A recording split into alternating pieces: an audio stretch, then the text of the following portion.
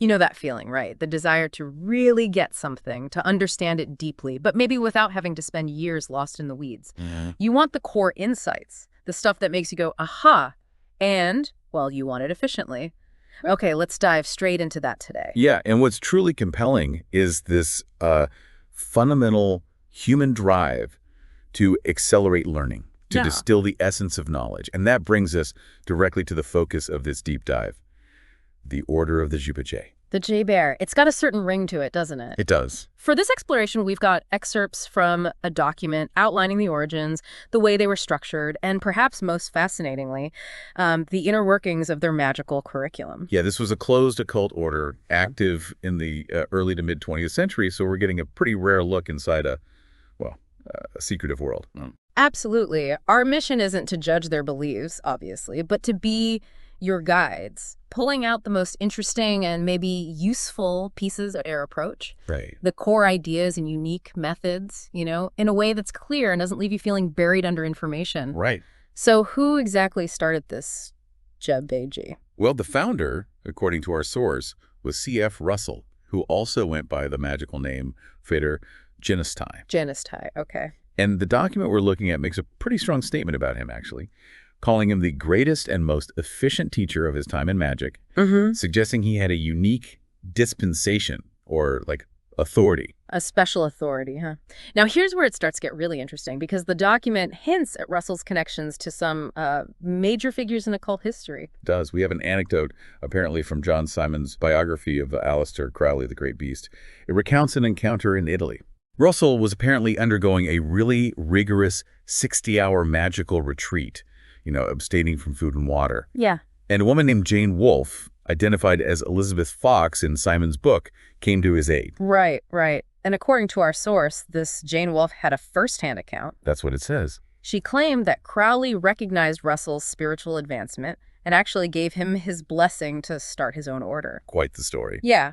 This blessing was supposedly based on three key things: Crowley's Liber Legis, the Book of the Law, the Principles of Thelema, and the emerging Aeon of Horus. Talk about a foundational story. Absolutely. What does this emphasis on lineage and a blessing tell us about, the importance of authority within these kinds of traditions? Well, it definitely underscores the often present desire for validation, doesn't it? And a connection to established esoteric currents. If we zoom out a bit, the text briefly mentions the lineage stretching back to the Hermetic Order of the Golden Dawn. Where both Crowley and Russell were members, yeah. Exactly. And it also notes the later closure of Crowley's own orders, the AA and the OTO. This cyclical pattern, of occult schools rising and fading, it's kind of a recurring theme in the history of Western esotericism. So the G.B.G. wasn't intended to be like a permanent fixture then? Well, based on the material, it was founded in 1931 and officially closed in 1937, though some local group activities apparently continued until around 1938. So yeah, a relatively short lifespan for an organization. And their initial approach to attracting members was quite direct, wasn't it? They advertised in the Occult Digest with the headline, "A shortcut to initiation, the Karanzan Club." That's a pretty bold statement. It certainly speaks to that desire for accelerated spiritual progress we talked about earlier. Right, the learner profile. Exactly. Yes. And what's also striking is their unusual financial model, a mere $5 joining fee.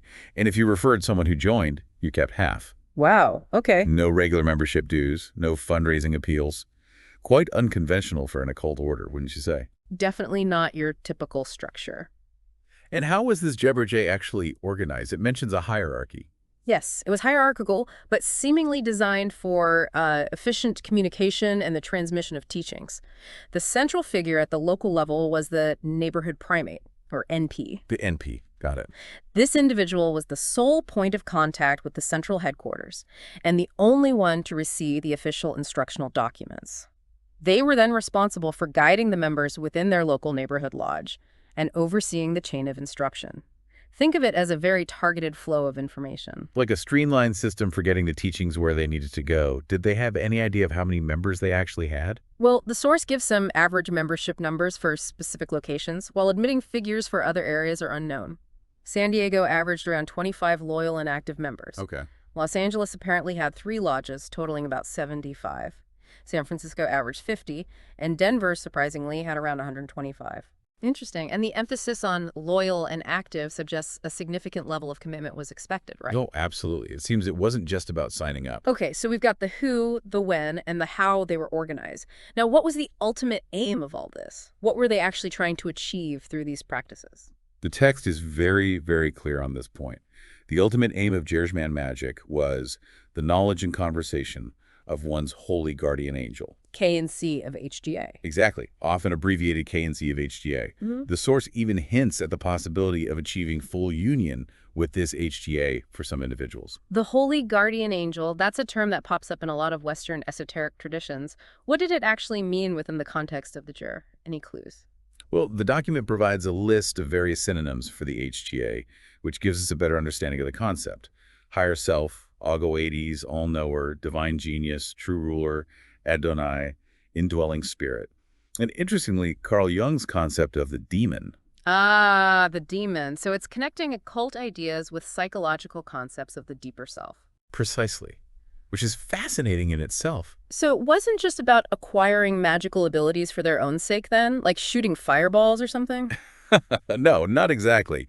The text stresses that magical powers were viewed as tools, as aids, and definitely not as the ultimate goal. They were meant to facilitate the great work, The GW. right, the GW, which was the attainment of this knowledge and conversation with the Holy Guardian Angel. This aligns with a common thread in, let's say, serious occult practice, where personal transformation and a deeper spiritual understanding take precedence over mere displays of power. Okay, that makes sense. And how did they ensure that these teachings were treated with the seriousness they intended? It sounds like those official documents were handled with a high degree of care. Oh, they had a very deliberate protocol. Official documents were only sent to the neighborhood primate. The NP again. Yep, the NP. And members were only allowed to read them in the immediate presence of their superior. No personal copies were permitted for, casual study. Huh. Why so strict? Well, the reasoning given was that a member would receive the information when they were considered ready for it, and they were expected to engage with it immediately and thoroughly.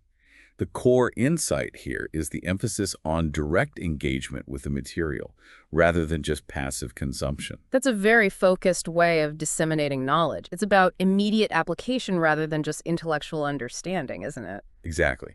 Headquarters even stated that they intentionally avoided providing detailed explanations of what and how the practices were supposed to work. Really? Why? Their focus wasn't on intellectual curiosity, apparently, but on fostering direct experience and, frankly, filtering out individuals who weren't truly committed, loyal working members. If you weren't willing to actively engage with the practices, you would essentially disqualify yourself. Okay, so let's talk about that active engagement. What were the initial practices they prescribed to newcomers in this pursuit of the Holy Guardian Angel? The curriculum began with two primary practices: dream recall, which was intended to be practiced for approximately 2 months, and then the cultivation of a magical identity, which was a focused exercise lasting for 2 weeks. Dream recall. That's a pretty common starting point in many spiritual and psychological disciplines, isn't it? What was their specific approach? The instruction was straightforward, but definitely required discipline. Keep a dream book and record every dream you can remember each morning in as much detail as possible without immediately trying to interpret it. Just record, don't analyze yet. Right. The idea was that over time, recurring patterns and the inherent symbolism within your dreams would naturally become clearer. It's about building a personal language of the subconscious, So it's about creating a personal archive of the inner landscape. Yes, but the text delves a bit deeper. It introduces this concept of borderland consciousness. Borderland consciousness. Yeah, that liminal state, between wakefulness and sleep. They actually cite a private manuscript by someone referred to as Ida C., titled Heavenly Bridegrooms. Okay, this borderland state, they argued, is crucial for magic because it's where the imagination can become subjective real. Subjective real. That sounds important. Very. This is seen as the realm connected to intuition, heightened awareness, deep aspiration, and true inspiration. Basically, the fundamental tools of magic. The key insight here is recognizing the power of this in-between state for accessing deeper levels of consciousness. Subjective reality. That's a core concept in a lot of magical thought. How did they practically advise members to improve their dream recall then? Any specific techniques? The technique they recommended was surprisingly simple but apparently effective. Upon waking, lie still. Avoid any sudden movements or stretching that might, shake off the lingering traces of sleep. Just wait. Just wait and see if a dream surfaces. If not, use a set of mnemonic questions. Was the dream set as a familiar or unfamiliar place? Were there any animals or insects present? Did you see people you know or strangers? Were you traveling somewhere? Oh, like a little prop. Exactly. They claim that this method was remarkably efficient, often yielding quicker results than other, maybe more complex approaches. Interestingly, they noted that after about 2 months of consistent recording, when the sheer volume of recalled dreams might become impractical to write down in detail, Yeah, I can imagine. the written record could be discontinued, but the practice of mentally recalling dreams should continue. Okay, dreams documented, or at least recalled. What came next in these initial stages, this magical identity practice? Yes, for a period of 2 weeks, the newcomer was instructed to maintain another blank book titled Magical Identity. The central practice was nightly concentration on what you want to be, not what you want to do. Ah, the being versus doing distinction. That seems significant. It does. The text emphasizes that this exercise was often more challenging than it initially seemed. Members frequently found it difficult to make an entry that differed significantly from the previous day, and past entries often appeared superficial in retrospect. A minimum of 10 minutes of nightly concentration was prescribed. What's the significance of focusing on being rather than doing? Any thoughts on why that distinction? Well, the text doesn't offer a lengthy psychological explanation, kind of adhering to that headquarters focus on direct experience. But it implies this practice aimed to delve beyond the superficial aspects of the outward personality. Right, beyond the mask. Exactly. To connect with a deeper, more authentic sense of one's true self in relation to the overarching goal of the great work, the member's superior only review the entries made on the 7th and 14th nights, offering corrections or guidance, not judgment. Gentle guidance. Seems so. The text connects this practice to the ancient wisdom of know thyself, suggesting it's essential for understanding one's unique orbit within the larger cosmic framework. They state that this focused introspection provides an initial connection to the K and C of the HGA and serves as a drill in self-honesty. A drill in self-honesty. I like that. Yeah, urging members to avoid masking their flaws with virtuous language. So the core insight here is the deliberate cultivation of self-awareness beyond superficial desires and actions. So these first two practices were about turning inward, exploring the subconscious through dreams, and identifying the core self through this identity work. What followed these initial steps? More introspection. Well, within the first 2 months of active membership, the new member would receive 2 crucial directives, the magical oaths. Oaths. Okay, sounds serious. They were. The first was, I swear to tell myself the truth. The second, 2, I swear to regard every event or condition as a particular dealing between myself and the HGA. I swear to tell myself the truth and regard every event as a dealing with the HGA. These sound like fundamental commitments. How do they differentiate these oaths from simple positive affirmations, like, I am happy? Ah, good question. They explicitly distinguish these oaths from what they call new thought affirmations. For example, instead of just affirming, I am truth, the oath of truth is a conscious and ongoing commitment to self-honesty. It's active, not passive. Exactly. The text argues that merely stating, I am truth, is not only likely untrue for most people, but also doesn't cultivate the necessary self-awareness and critical introspection that the magical oath aims to achieve. The oath of truth, they explain, isn't something you just recite once a day. It's meant to be a continuous attitude of mindful awareness throughout your waking hours. It requires no extra time, but profoundly shapes your internal landscape. The key insight is that shift from passive affirmation to active commitment. Okay, makes sense. And the second oath, about viewing every event as a communication from the holy guardian angel. That sounds like it could easily lead to reading too much into ordinary occurrences, couldn't it? Seeing signs everywhere. They were apparently careful to distinguish this from a tendency to see every trivial detail as a personal message, which they actually termed psychopathic. Okay, good distinction. Every event was understood to refer to what falls within one's direct personal experience, not random external occurrences happening somewhere else. And even then, it was to be regarded as a latent potentiality of a particular dealing. A latent potentiality, so not necessarily a direct message every time. Right.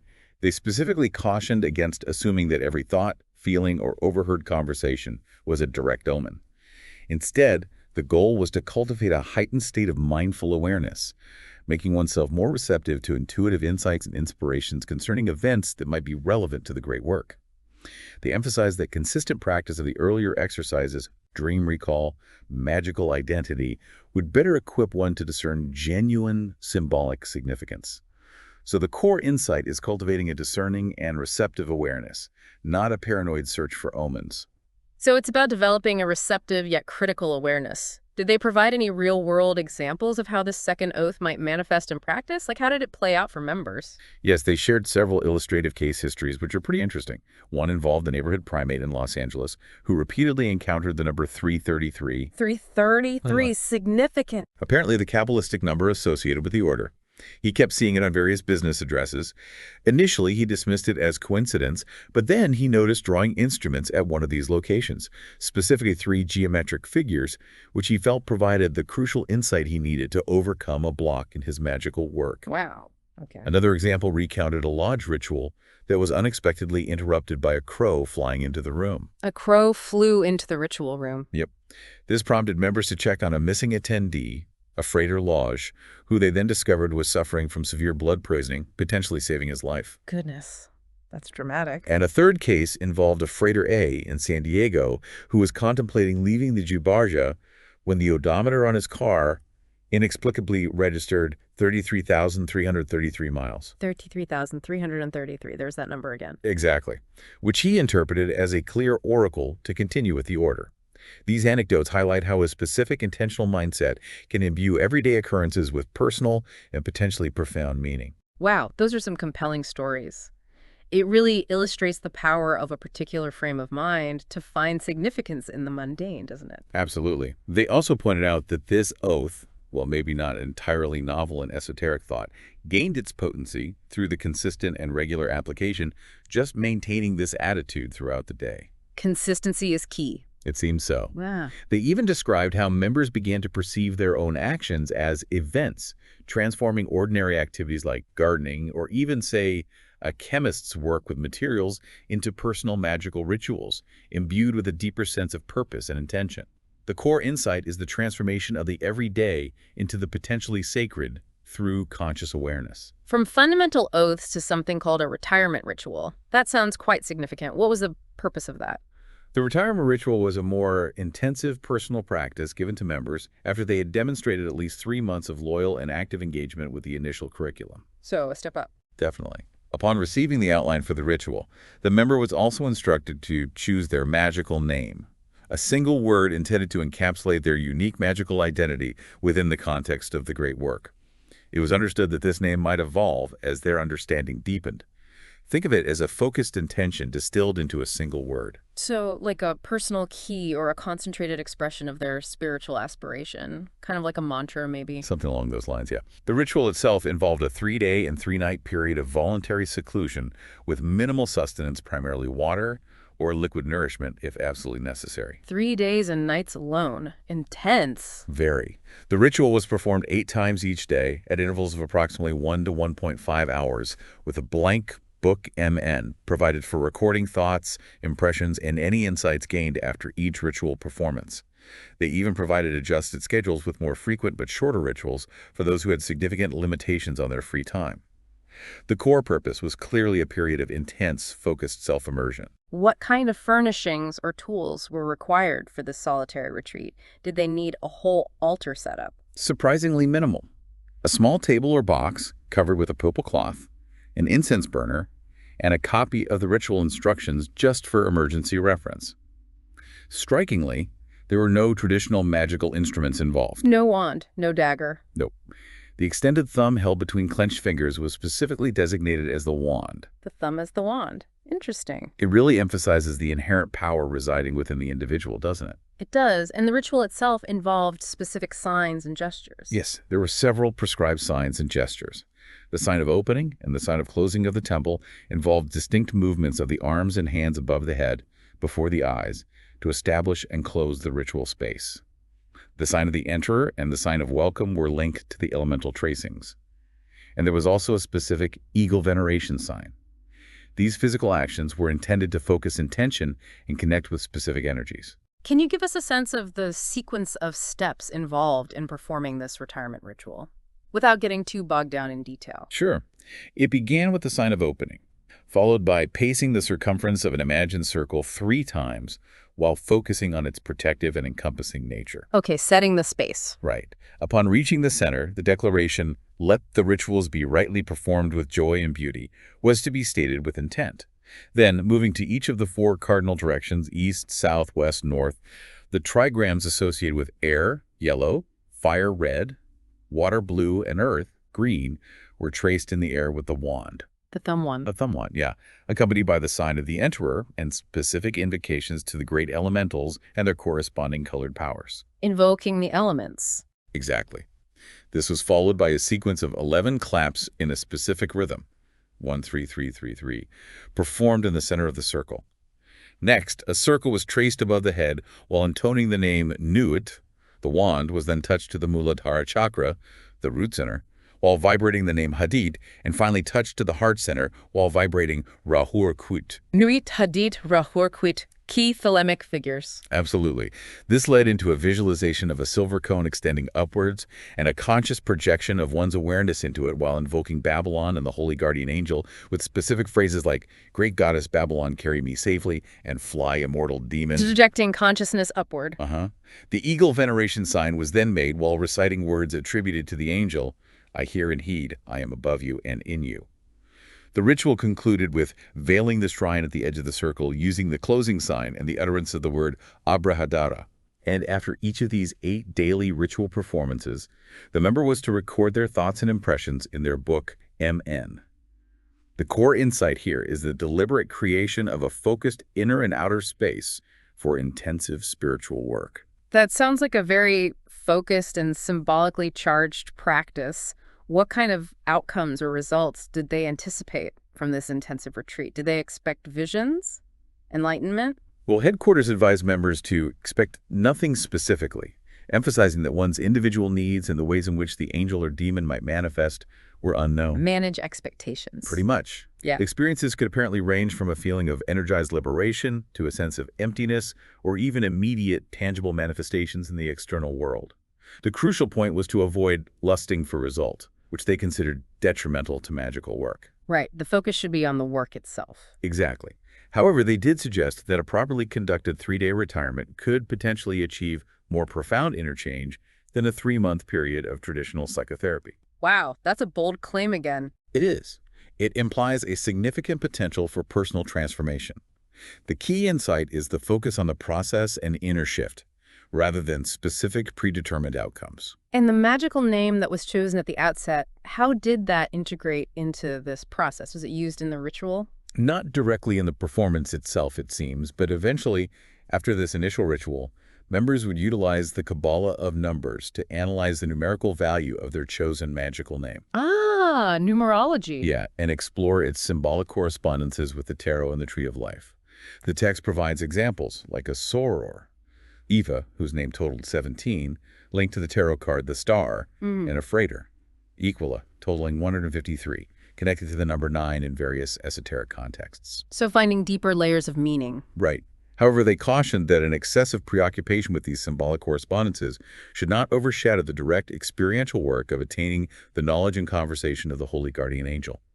The core insight is that symbolism is a tool to enhance understanding, not a substitute for direct spiritual practice. Okay, so the individual retirement ritual was a significant practice. What about group work? Did they do things together? You mentioned lodges earlier. They did. They also had a group ritual. Yeah. This was a practice given to those who had successfully completed the individual retirement ritual and was intended to be performed on a weekly basis. It involves specific roles for participants: MC, reader, priestess, elemental ritualists, king, queen. And in smaller groups, individuals might take on multiple roles. More complex structure. Yeah, and memorization of the ritual text was emphasized to ensure a smooth and focused performance. This ritual incorporated something they called the Calypso moon language. Calypso moon language, what's that? It had its own set of phonetic vowel pronunciations. The text doesn't explicitly detail its origins, but its phonetic nature suggests it was intended to create specific vibratory or sonic effects within the ritual space, maybe to bypass the conscious mind or resonate with particular energies. It also utilized the gestures from the retirement ritual, along with new trace signs like pentagrams, the hexagram, and the rose cross. So adding layers of sound and symbolism, can you give us a quick overview of how the group ritual flowed? Sure. It began with the master of ceremonies formally opening the temple.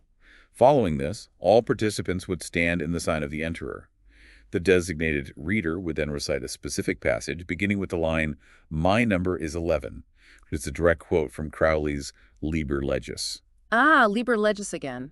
Remember, Central text. very central. The MC would then reiterate the intended atmosphere and purpose with the declaration, "Let the rituals be rightly performed with joy and beauty." The core insight here is the intentional creation of a shared ritual space and invoking specific energies through sound and gesture. And what followed that initial opening sequence, the Calypso language? Yes, there was a chanting of 4 distinct verses in the Calypso moon language, with the English translation provided in the text. These verses evoke themes of stillness, initiation, the emergence of a lion child, and an offering of praise to a deity referred to as OAI. OAI. Immediately following this chanting, all participants would stand in the eagle veneration sign, while the priest or priestess would intone a commemoration of various past initiates and significant figures in occult history. This list included names like Pan, Babylon, Proteus, Simon Magus, Rocco Malay, John Dee and Edward Kelly, Thomas Vaughan and Diana Vaughan, and Richard Wagner. Wow, quite a lineage they're invoking there. Yeah, effectively invoking a whole stream of esoteric practitioners. The core insight is that conscious connection to a historical stream of occult tradition. It sounds like a powerful invocation of a spiritual heritage. What else did this group ritual involve? Elemental work. Yes, next in the sequence was the invocation of the 4 elemental powers, situated at their corresponding cardinal directions by 4 designated ritualists. This involved tracing colored pentagrams in the air, visualized in their associated colors. Visualizing the colors. Right. Making the sign of the Enterer while intoning specific barbarous words of evocation, another set of these seemingly nonsensical syllables, and then making the sign of Isis in welcome, accompanied by an invocation to the great colored power of each element. Barbarous words, again, interesting. Following this, there was an invocation of Thoth, the Egyptian god of wisdom and writing, which could be read by the designated reader if it hadn't been memorized. During this invocation, all participants would hold the sign of the balanced eagle, countenance beholding countenance. An alternative aspiration to the goddess Nut was also provided. Thoth or Nut. Options. Seems so. The ritual then culminated in everyone present drinking from a shared glass of wine at the words, to me, while chanting the phrase, "Let there be no part of me that is unworthy of the gods."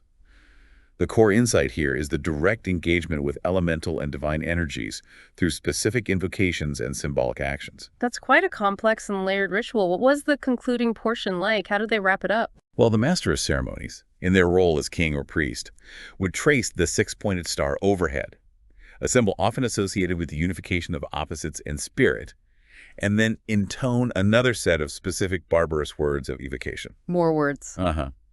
A final benediction was then given in the sign of the eagle. The king and queen, representing the male and female principles, would then face each other at the altar with their arms crossed, reciting specific lines about the demon and Nuit. Symbolic union. Seems like it. And interestingly, at this point, the Yi King Oracle was consulted, viewed as a direct form of conversation of the holy guardian angel within the group context. Ah, the Yi King again, used directly for communication. Exactly. Finally, the king would formally close the temple with a concluding statement about the ongoing nature of the great work, to which all participants would respond with the affirmation, "So mote it be." The core insight is the integration of personal oracular practice within the group ritual and the formal closing of the sacred space. The inclusion of the Yi King as a means of divine communication within the group ritual is a fascinating detail. So, after these foundational individual and group practices, where did the G.B.G curriculum progress? More complexity. The next stage involved a practice called imprinting the Yi King magical writing. This was actually introduced as a replacement for an earlier practice. Oh, what was the earlier one? The earlier one involved writing sentences in a unique G.B.G alphabet in 8 different ways, De Rosel and Widdershins, left and right, upside down, basically as a method to psychologically expand one's perspective and encourage intuitive thinking. Okay, like breaking mental habits. Right. The later substituted method focused specifically on the 8 Pakua trigrams of the Yi King. Imprinting, literally on the body, like a tattoo. No, not in a physical permanent sense, but through focused mental concentration. The instruction was to sit comfortably with bare feet and legs and to direct all of one's attention to the inner bone of one ankle. The ankle bone. Yeah, Specific. very specific. The practitioner was to mentally visualize and imprint one of the 8 Pakua trigrams onto the skin in that area. This concentration was initially to be maintained for 10 minutes, later reduced to 5 minutes as proficiency increased. The ultimate aim was to eventually extend this practice to all parts of the body, mentally imprinting all 8 trigrams. The core insight here is the use of focused visualization on the body as a tool for internalizing symbolic meaning. What were the intended benefits of this rather unusual practice? Why the ankle bone? Why the trigrams? Well, the text outlines several purported virtues. It was considered a highly efficient method for developing focused concentration. This developed concentration, in turn, was deemed essential for cultivating a potent magical imagination. Magical imagination. There it is again. Crucial. Absolutely, regarded as fundamental for all effective magical work. Furthermore, by mentally visualizing what they called the Great Black Light, penetrating the body while performing the Pakua imprinting, it was believed to psychologically condition the practitioner for the great work, essentially spiritualizing their being, preparing them for the K&C of the demon. Spiritualizing the body through symbols. Seems to be the idea. They even cited a German initiate named Koenig and his book Man and His Highest Purpose as the source of this specific technique, while reassuring members that comfortable postures were preferred over complex Far Eastern meditative positions. Comfort over contortion. Good to know. Right. The paramount importance of imagination, specifically the development of magical imagination leading to the creation of subjective reality, was heavily emphasized in this stage. The key insight is the direct link between focused concentration, vivid imagination, and the creation of subjective spiritual realities. From imprinting ancient symbols to the specific task of copying a particular book, the curriculum mentions the Book of the Law Thelema. Yes, for those members who are engaged in the practice of altheism, which is explained later as a form of sexual abstinence, basically. Yeah, we'll get to that. Right. Headquarters prescribed a very specific and intensive mental exercise. The act of making a personal, handwritten copy of the first chapter of Aleister Crowley's Book of the Law, Liber Al. Copying it by hand. Why? Well, the text even points out the quabalistic number associated with Liber Al 31 and its connection to the broader concept of thelema, with the numerical value of 93 in Greek, clarifying that within this context, thelema carries a meaning that extends beyond simple willpower. But the instruction went beyond mere transcription. How so? Members were directed to take a single sentence from the first chapter each day and to meditate upon it for a minimum of 15 uninterrupted minutes.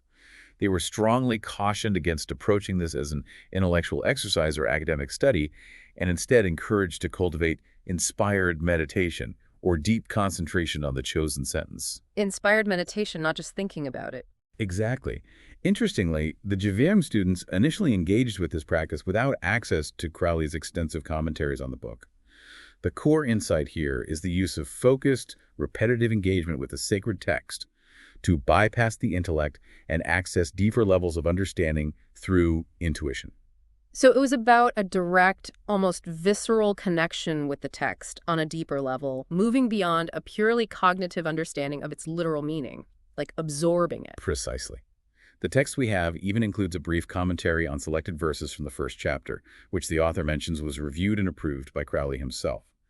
It touches upon the fundamental themes of Nuit and Hadith, the core principle that every man and every woman is a star, the concept of the indwelling divine, the cobs within the coup, the intrinsic connection between ecstasy and joy and the divine, and interpretations of more cryptic verses like every number is infinite, there is no difference. Yeah, that one's a head-scratcher if you just think about it logically. Absolutely. It highlights the inherent challenges in attempting to unravel the text solely through intellectual analysis and underscores the necessity of developing intuitive insight. The key insight is recognizing the limitations of purely intellectual understanding when engaging with sacred or mystical texts. It sounds like this focused engagement with Liber Legis was intended to fundamentally shift the practitioner's worldview and align them with the core principles of thelema. What followed this more intellectual or contemplative phase of the curriculum? It feels like we're building towards something. We are. The curriculum then transitioned into the realm of sex magic, beginning with a practice known as Dionism, which was considered the second degree within their system of sexual practices. Ah, okay, sex magic. Here we go. Right. And it's interesting to note that the original first degree, called Atheism, which involved complete sexual abstinence, was ultimately deemed to have no inherent magical value in itself. So they scrapped the abstinence part. As a standalone degree, yes. However, its underlying principle, the avoidance of undirected or uncontrolled sexual feelings, was integrated into the Dionism practice. Okay. So, sex magic. That's a topic that often sparks curiosity and sometimes controversy.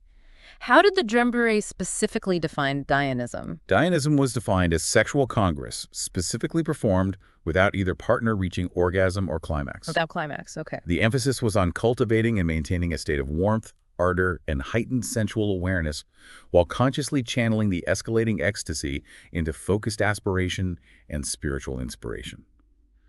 A key aspect was the avoidance of the feeling of frustration that might arise from prolonged sexual activity without release. They believed that with consistent practice, this non-frustrated state would naturally develop. The core insight here is the conscious redirection of powerful sexual energy for spiritual purposes rather than solely for physical gratification. So it's about intentionally redirecting that potent sexual energy towards a magical aim, taking that intensity and pointing it somewhere specific. Exactly. The primary practice within Dionism was to consciously aspire to draw some additional understanding, even if initially unconscious, from each sentence of the Book of the Law during the sexual act. Using Liber Legis during the act, wow. Yes, this practice was intended to serve three main purposes: to develop proficiency in the practice of Dionism itself, to gain deeper inspiration and insight from Liberal, and to specifically train and cultivate the magical imagination, Here it is again. which they considered a crucial prerequisite for the subsequent third-degree practice, Kodosh. Kodosh, okay. Participants were instructed to consciously regard their sexual partner as a manifestation of a god or goddess, or at the very least as a favored offspring of the divine. They were to actively suppress their awareness of the partner's mundane personality and instead perceive them as a visible embodiment of their own holy guardian angel.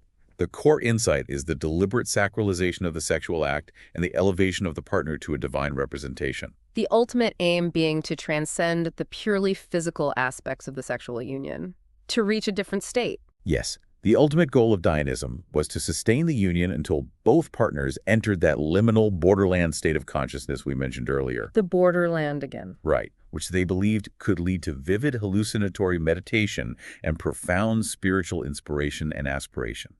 The text emphasizes the necessity of time, regularity, and consistent persistence in the practice, noting that it might require an hour or even more to reach this desired state and to build the necessary energized enthusiasm of the magical imagination. Dionism was presented not as an end in itself, but as a powerful and transformative means to achieve greater spiritual objectives, specifically developing the ability to maintain focused concentration and directed will even amidst intense physical ecstasy.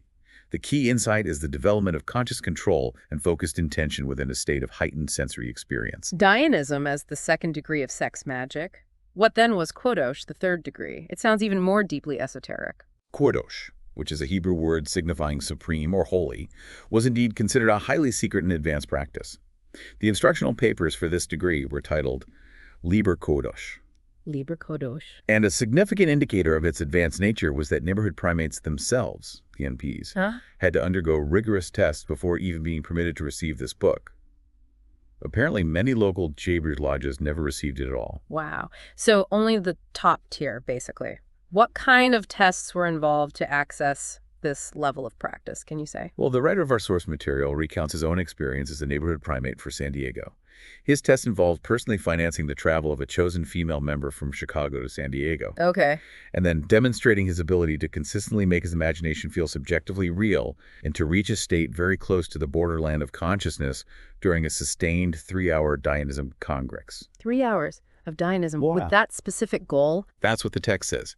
It gives us a clear indication of the level of developed proficiency that was expected. The core insight is the emphasis on demonstrable mastery of the preceding practices. 3 hours of sustained Dionism with that level of focused intent? That's a remarkable investment of energy and concentration. It is. The text emphasizes that the primate was granted the discretion to choose members they deemed ready and worthy for instruction in Kodosh, without necessarily replicating the exact intensity of his own initiation test. The principle of natural hierarchy was underscored, Hierarchy again. with the understanding that spiritual energy could be transmitted between superiors and inferiors within the order. For a woman member who had demonstrated loyalty and proficiency in Dionism, automatic reception of the first half of Lepa Kodosh would occur upon engaging in Kodosh congrets with the superior in a serious and worthy manner. The second half would then follow under similar conditions later. Interestingly, they also make another reference to Ida C's The Heavenly Bridegroom, suggesting it contained related insights into secret sex magic practices. The core insight here is the hierarchical transmission of advanced teachings based on demonstrated readiness and commitment. So what were the fundamental principles underlying the Kodosh practice itself? How did it differ in its core approach from Dionism, apart from presumably involving climax? Well, the text doesn't explicitly state climax happens in every Kodosh application, Yeah. but it's certainly implied in some contexts, particularly regarding the elixir. The central principle of Kodosh, though, involved focusing the entirety of one's concentration and imaginative faculties on a single, deliberately chosen quality or concept, for example, beauty, wisdom, or strength, throughout the duration of the sexual congress, without allowing the mind to wander or the focus to dissipate. Total focus on one thing. Total focus. The emphasis was not on attempting to suppress the experience of sexual pleasure, but rather on consciously transforming the physical ecstasy generated into a corresponding psychic or spiritual ecstasy, which would then fuel the magical imagination towards a greater realization or manifestation of the chosen objective. The importance of accurately perceiving the passage of time without any illusion was reiterated, and it was noted that longer durations generally yielded more potent results, underscoring the necessity of having already mastered Dionism. The core insight is the transmutation of physical ecstasy into focused psychic energy directed towards a specific intention. And what were some of the specific applications or aims for which this focused sexual energy in Kodosh was recommended? You mentioned manifesting objectives. Yes, the text outlines several suggested practical applications.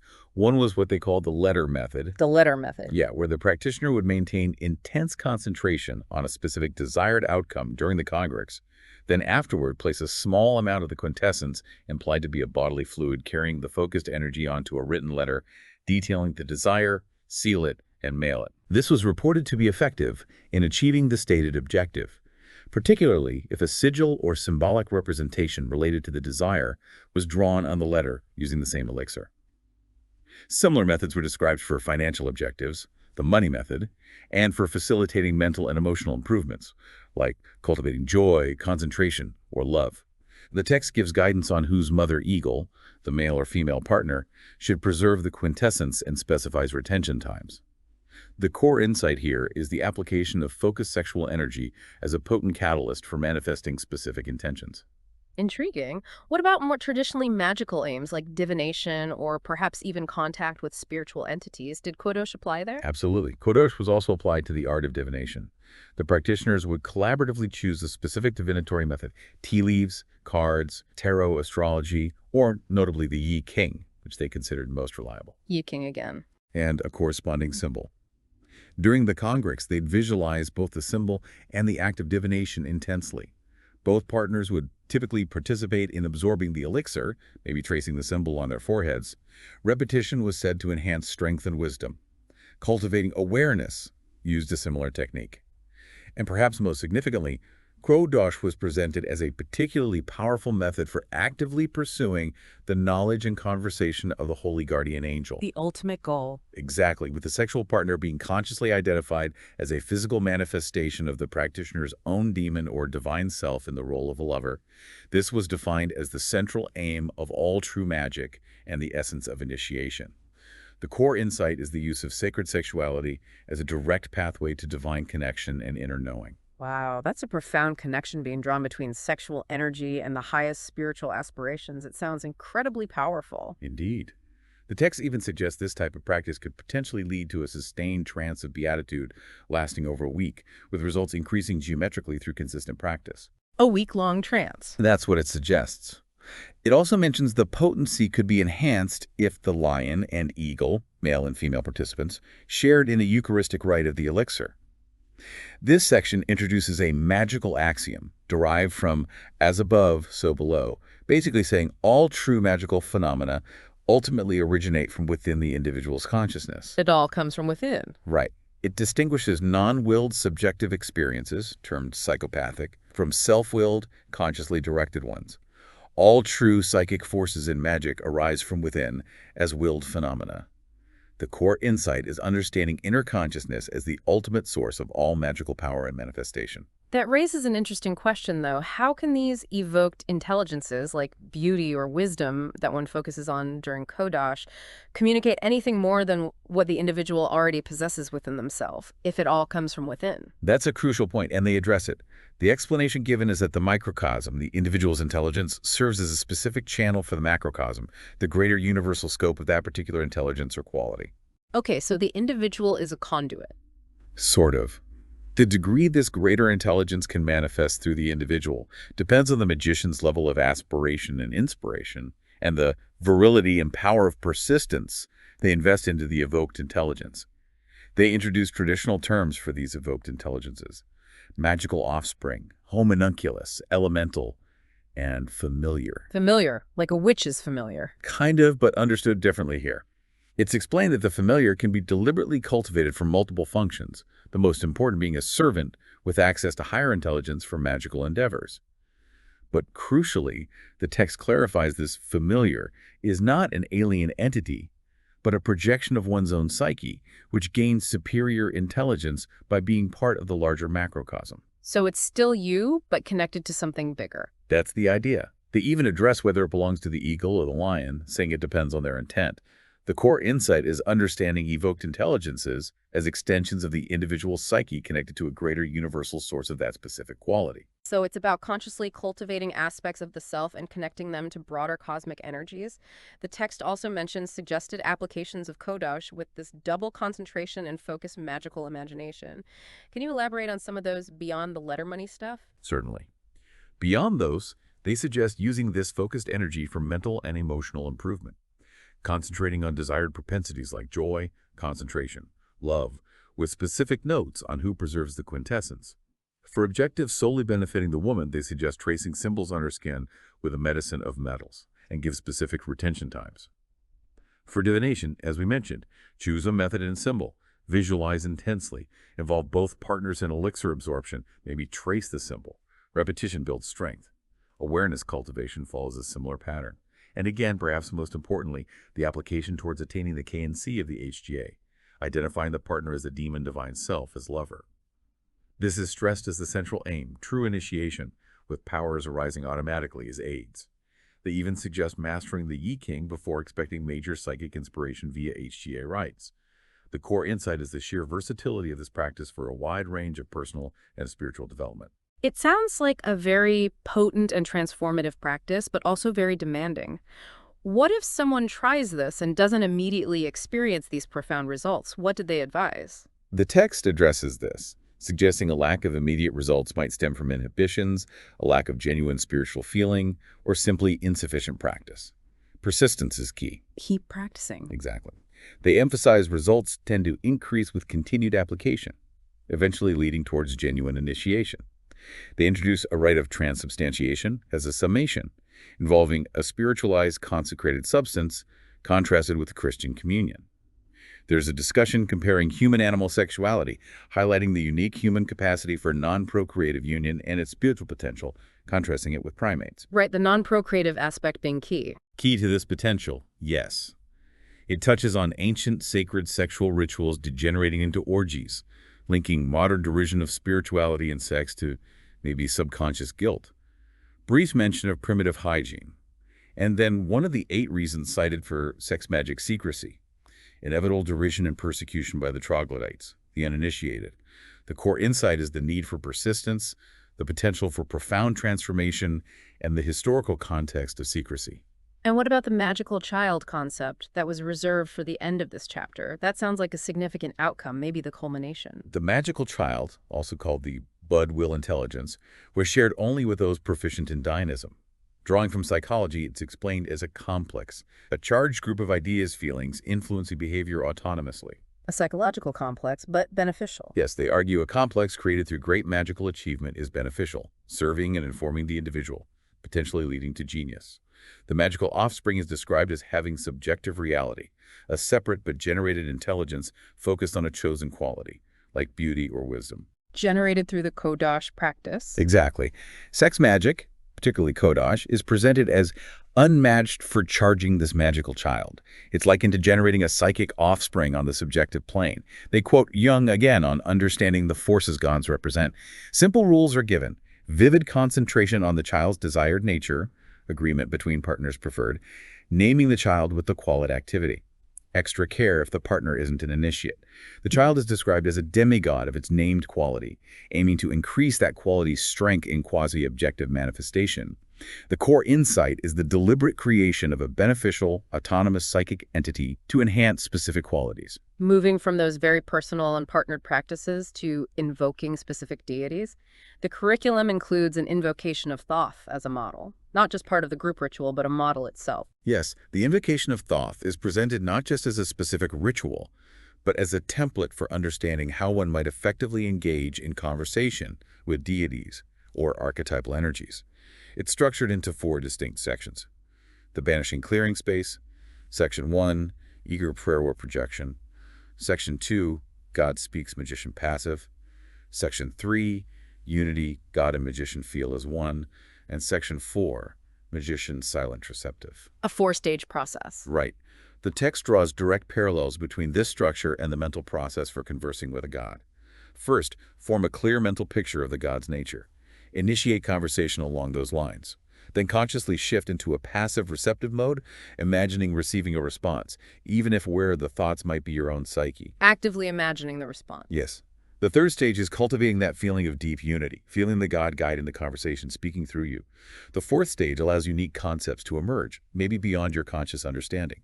The core insight is the structured approach to engaging archetypal energies via intention, receptivity, and union. So it's a method for tapping into deeper aspects of the psyche through the framework of interacting with a deity, a kind of active imagination technique.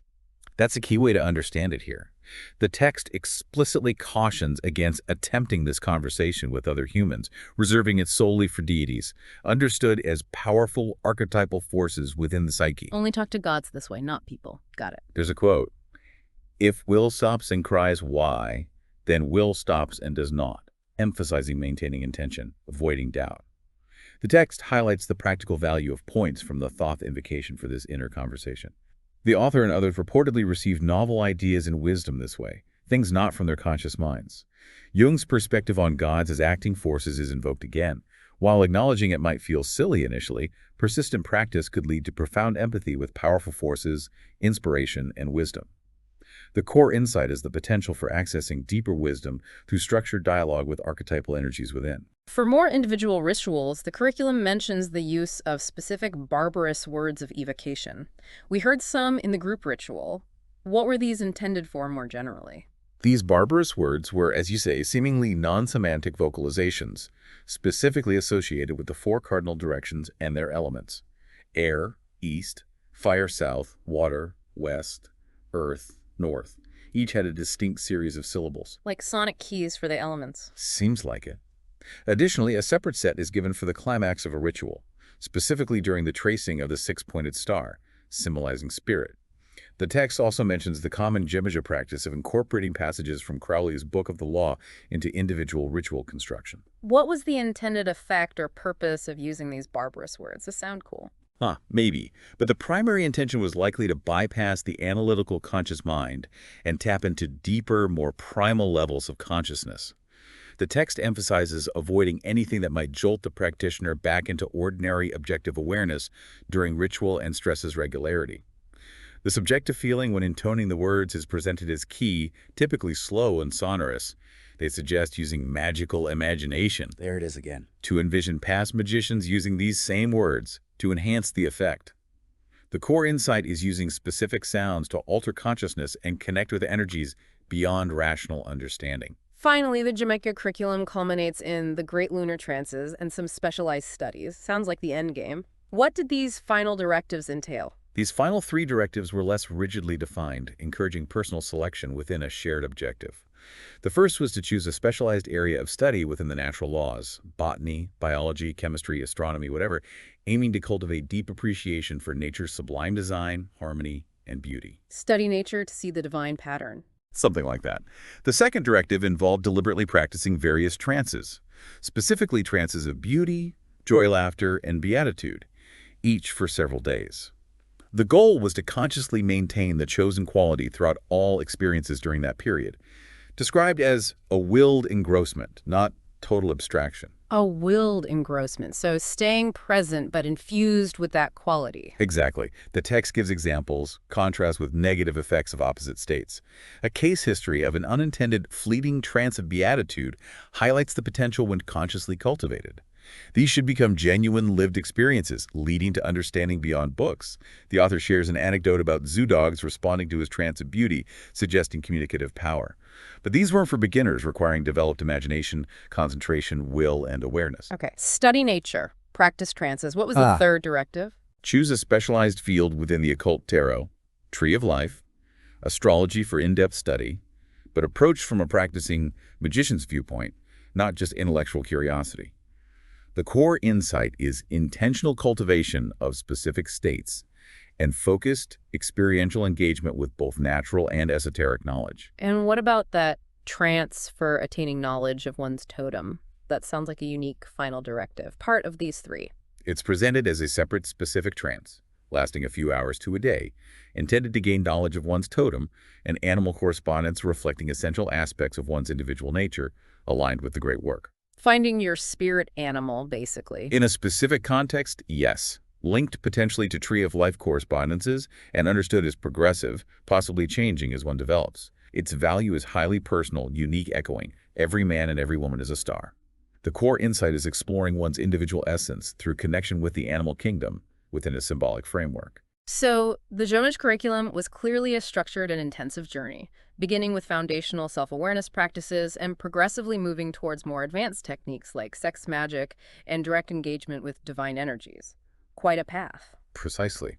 The text concludes by stating that after these final directives, no further formal work was issued from headquarters.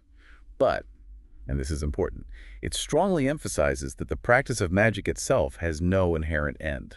Work never stops. Right. It reiterates the core principles. Practice often, invoke often, with consistent commitment to both regularity and genuine inspiration. It clarifies the rest of the book, supplements the core curriculum. The book's purpose is presented as offering an opportunity for purposeful, efficient practice of a proven occult system, that genuine shortcut to initiation. Back to the shortcut. And the concluding thought is a strong reminder. The fundamental difference between passively reading about magic and the absolute necessity of consistent daily practice to achieve true understanding and tangible proof through personal results. The core insight is the primacy of consistent practice over mere intellectual understanding.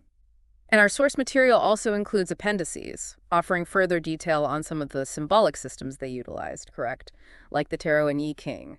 Yes. Appendix first is titled The Tree of Life in Correspondence with the Tarot Trumps and the Quabala of Numbers, etc. It briefly introduces symbology's significance in magic as mental shorthand for correspondences. It notes one can benefit from the 22 major tarot cards without deep study. Just studying designs and sequence is often enough. Practical application. Paul Foster Case's The Tarot is recommended for proper sequential order.